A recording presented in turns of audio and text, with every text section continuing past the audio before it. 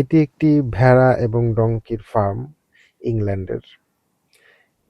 এখানে আরো কিছু গাছগাছালি, যেমন এখানে আপেল গাছ আছে।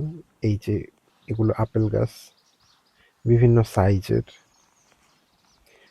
এখানে প্রচুর পরিমাণে আপেলও ধরে। এটার পাশেই ভেড়ার ফার্ম। আর গাধা আছে, ডংকি।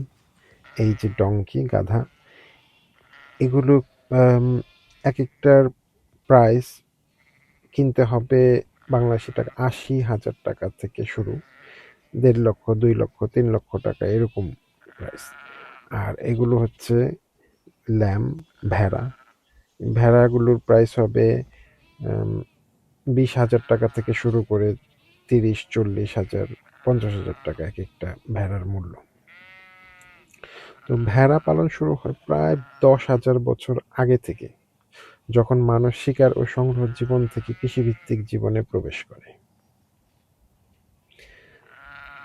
এরপর ভেড়া পালন ছড়িয়ে পড়ে ইউরোপের বিভিন্ন জায়গায়, বিশেষ করে ইউনাইটেড কিংডমের ইংল্যান্ডের গ্রাম অঞ্চলে এই ভেড়া ফার্ম খুবই জনপ্রিয় এবং খুব সাধারণ।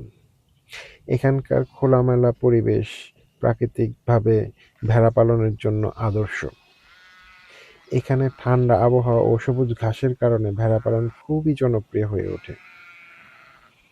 মধ্যযুগে উলের ব্যবহার হয় প্রচুর ঠান্ডার কারণে। তখন ভেড়া পালন ছিল অত্যন্ত গুরুত্বপূর্ণ, আর উলগুলো আসতো ভেড়া থেকেই। উল থেকে কাপড় তৈরি ছিল তখনকার বড় শিল্পগুলোর মধ্যে একটি। সংক্ষেপে বলতে গেলে ল্যাম্ব ফার্ম ইতিহাস মানুষ